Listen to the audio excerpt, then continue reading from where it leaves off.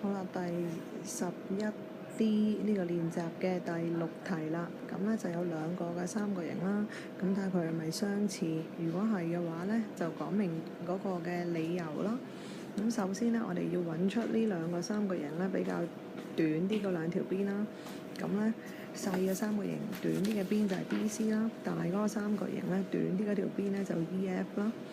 咁然之後我哋可以揾咧最長嗰條邊啦。咁細三角形咧最長嗰條邊就 AC 啦，大嗰個三角形咧最長嗰條邊咧就係 DF 啦。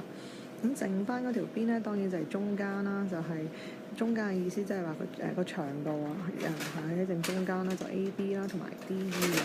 咁然後咧我哋咧就要去揾出啦呢三條對應邊咧嗰個比例啦。咁首先咧我就會揾咗呢個短啲嗰條邊啦，嗰個比例，咁就係 EF 啦，同埋呢個 BC 啦。咁咧睇下佢個比例幾多啦，就係6:3嘅。咁所以6/3嘅。咁所以個比例咧，若揀咗之後咧，就會係2啦，2倍。咁咧跟住我哋就會揾下最長嗰條邊啦，就即係而家嘅黃色嗰啲邊啦 ，DF 啦，over 呢個 AC，咁就係12/5啦。咁個比例咧就唔係2倍喎。好啦，到最後啦，咁可以計埋咧呢一個藍色嗰條邊啦，就係中間長度嗰條邊啦 ，DE/AB。咁長度咧就係8/4，咁即係都係2倍。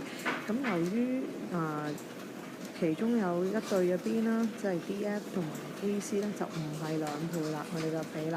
所以咧呢個咧就唔係呢兩個就唔係一個相似三角形嚟嘅。